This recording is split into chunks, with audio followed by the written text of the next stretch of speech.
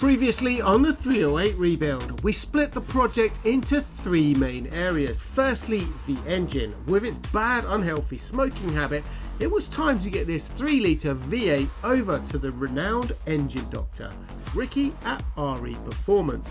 Stripping it apart was not the easiest of tasks and revealed some nasty hidden gremlins, but we left it with the expert.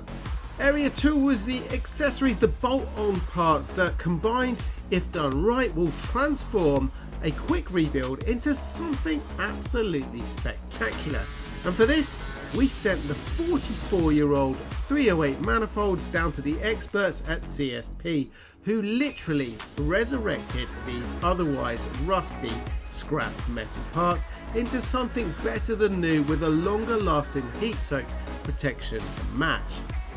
Finally, Area 3 was the exterior bodywork on the Ferrari, and my guys at the SG Brothers smashed it out the park with the stunning paint job, keeping everything factory in the rare two-tone grey over black period correct colours.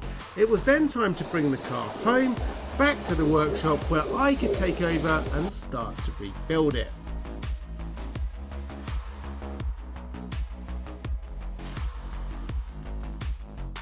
First up though, it was time to roll the sleeves up and do a little bit more cleaning in the areas where you rarely get access to. It's going the extra mile like this that both makes you feel good knowing it's all fresh, and well, it's just nice to have it done properly even in these areas you don't get to see. And then it was time to install the side indicators. For me, this was a little bit exciting because we had gone to quite extreme lengths transforming the 308 back to the Euro spec it left the factory before it hit the US shores and being butchered with those hideous, massive side markers. Hopefully you'll agree with me, it's a much more elegant, classy and subtle look. Finally, it was time to install the iconic grills, and that's front end of the 308 complete. So the 308 is back home, it's looking amazing, and the plan today is, well, we've got a bit of an opportunity. Ricky at RE Performance and David Moore Engineering are taking care of the engine, and while we've got an exposed engine bay in there, well, we're going to start to make all of this look really good, including some of the other bits that we've taken off. Now I'm going to start by giving it all a jet wash, but before I do that I'm just going to protect all of these bits like the fuel lines. Okay, so that's everything covered up. Let's get to work.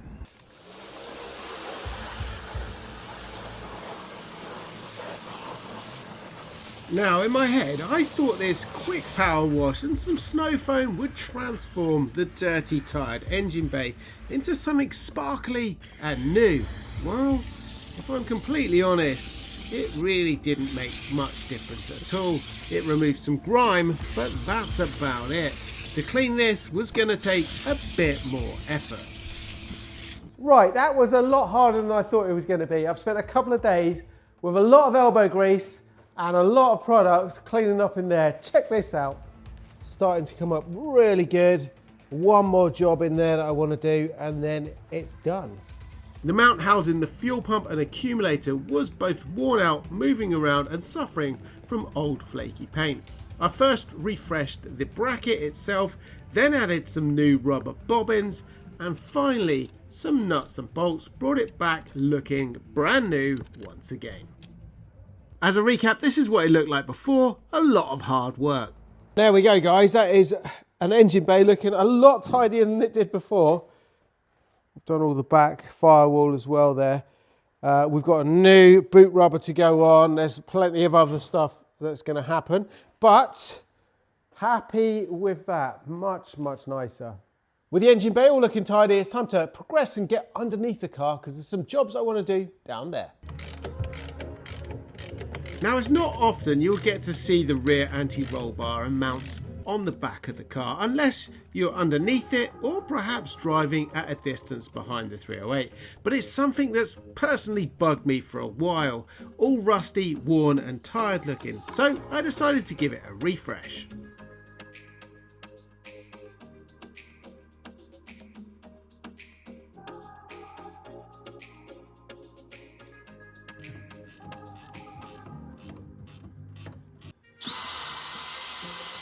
Now, jobs like this don't cost much money to do. It's just power tools, wire fitments, a lick of paint, some time, elbow grease and a lot of perseverance. But it's very satisfying work.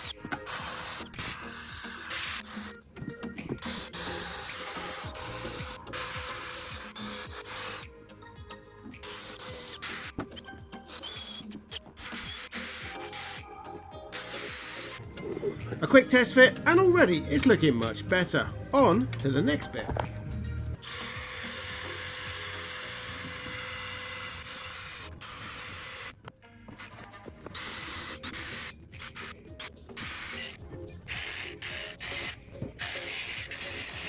Now, I personally love a bit of Hammerite paint. I used it many years ago on an old Porsche 911 battery box, and after a few years it was literally the only part that hadn't rusted. So since then I swear by the stuff. Next up, it's time to take care of that rear anti-roll bar, and I start by stripping all the rusty surface off back to fresh bare metal.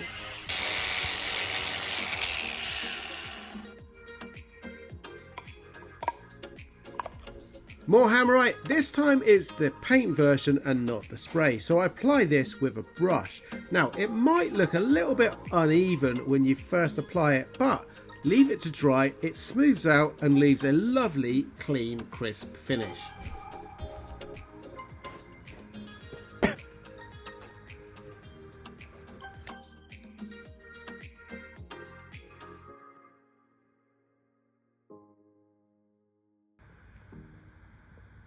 As you know, I work really hard rebuilding all of these dream cars, and keeping them safe and secure is always a top priority. Meet the Reolink Elite Floodlight Wi-Fi. It's not just a camera, it's a deterrent with a 3000 lumen personality. Reolink cameras are super easy to install with simple step-by-step instructions. I connect the camera to the Reolink app, then pop in a memory card and mount the camera in its chosen destination. I then use the app's live view to help me fix the camera angle, and it's job done, all in less than 10 minutes. With all the hardware now set up, we can do some real clever things via the Reolink app. Simple stuff like switch the lights on, switch an alarm on. We can even tap the button to talk. Step away from the Ferrari.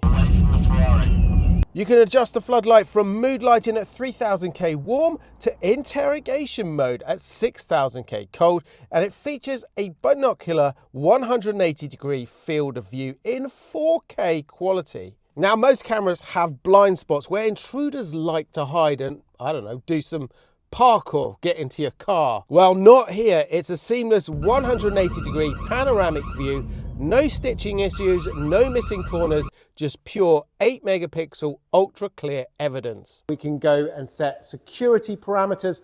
So if anyone walks into that parameter or that zone that we've set, well, we're going to get a notification on our phone, and, well, we can do things like set an alarm to go off. Another great feature I love with Reolink is, let's say you want to look for some footage on the camera that is recorded where you don't need to scrub and hunt around for hours. You use the Rio Neura AI video search. Just type in person or car and it finds a clip in seconds, all processed locally. There's no fees and no prying eyes. So there you go, guys, and make sure you shop now and shine a light on your intruders before it's too late. Click on my link in the description below the video and pick up some amazing Reolink products today.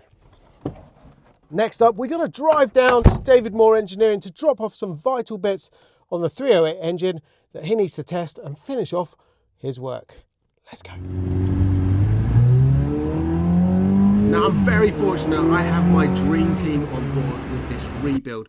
Ricky and the team at RE Performance are taking care of the 308 engine rebuild, but for the real in-depth stuff, it's all happening down at David Moore Engineering. They have taken the block, which is now stripped completely down, and using their skills and high-tech equipment are testing it for leaks and wear. Next though, they need to test the two heads in the same way, but in order for them to do that correctly, they need something a little extra from me. Alright, so the guys are in here, the secret location. Not so secret.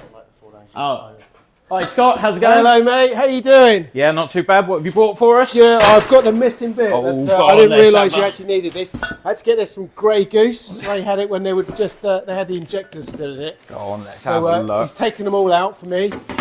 Okay. And the bit that I didn't realise, I didn't look at these, obviously we had the old gasket on it. Martin okay. at Grey Goose has taken the gaskets off, and you can see there's quite a bit of pitting on there. Yeah, what we'll do, we'll probably weld these up, especially up here where it's getting close to the edge. That's the bit that's going to be important, because that's going to be where you're sealing. This one here actually looks worse. Look, where that's right up near the edge there. Basically, we definitely need to be welding at least that, but we'll just weld up over the whole thing.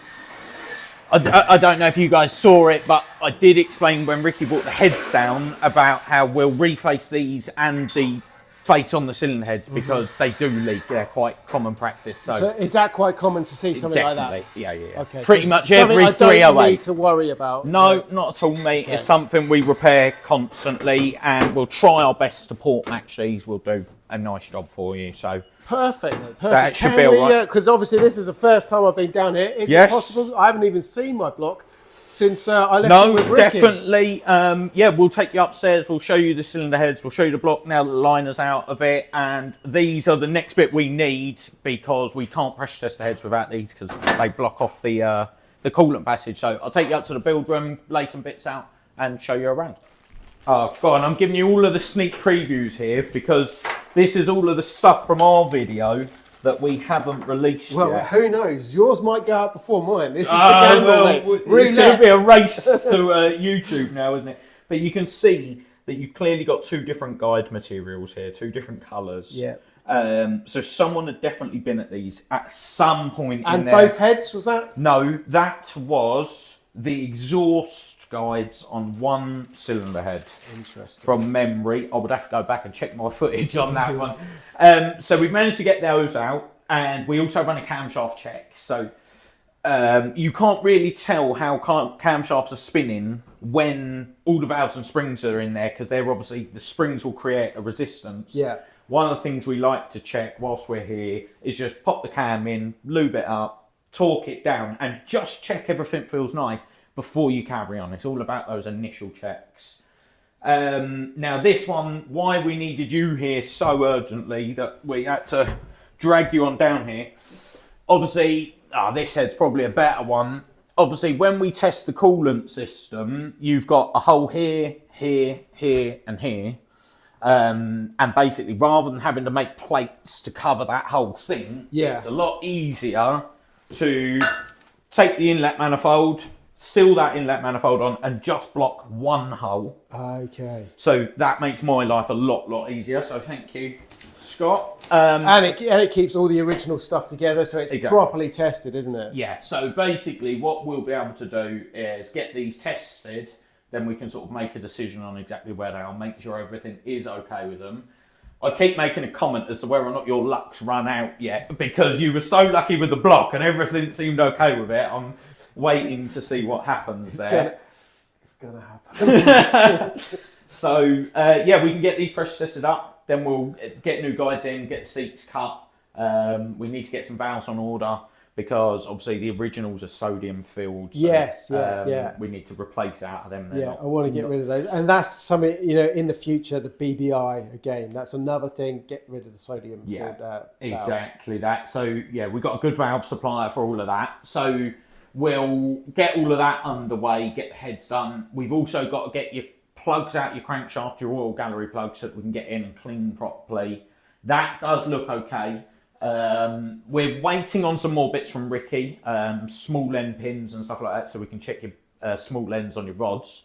But hopefully then we can sort of push that forward. The ironic thing is that when Ricky and me first started discussing the job, he was like, I want you to look at the cylinder heads, and it's like there's going to be more work in the block, crank and rods than there is in the cylinder heads. So always the way, isn't it? Again, one of the other things we spoke about was about doing all of the studs. So I know what you're like. You like everything to be going back, looking nice. You're trying to restore this. If we're going to do it, let's make it look good at the same time. We have, to my own detriment, I've decided I'm going to pull all of the studs out you know, clean the castings up This nicely. is the next level. You see, this is what you get when you come here. Yeah, so, and then we're going to get them all prepped up and replated so that they're, you know, it's just looking closer and closer to how it would have come out the factory. Perfect. But yeah, now we can get them pressure tested. I think we're going to probably get a video out of this next week. So if you guys want to log in and check out the video, you'll see a bit more detail. I'm going to put their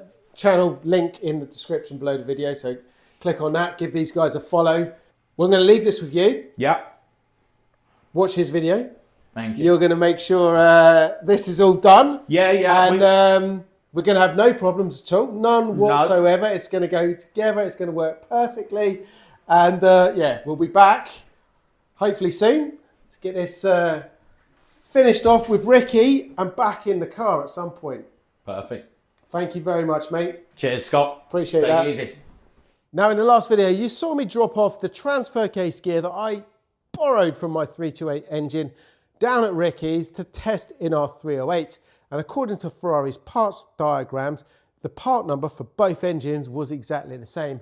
However, when we tried it, it didn't work. It was slightly too big. Now, did a bit more digging and there was two options for the gear. So I've had a look around. We looked at your comments and you suggested changing all three, same as Ricky. We have that as an option. My gut feeling says that is not going to work. So I had a look around and I have found a used one from across the pond in the US. I didn't want to spend £1,200 on a new one. Managed to get this one, I think it was $300 or $400 with all the shipping and taxes. So about a third of the price. I'm going to ship this one down to Ricky. We're going to try it. If not, we've got the backup plan of the 3 gears. And if that doesn't work, well, it's £1,200 going into Ferrari's pocket for a new one. Rebuilds. All right, that has dried overnight and it has come out fantastic. Look at that, a bit of hammerite and it looks like new again. Anyway, let's get that on the car. I've had a little bit of a tidy up around here so I can find things. And well, let's get this looking good. This is the nice bit where it all starts to come back together. We've got the new refurbished bar, we've got our brackets, we've got some new rubbers to go on. We've even got some new shiny bolts. Now, you rarely get to see this part of the car, but when you do, it's a feel-good factor knowing that you've done it all right.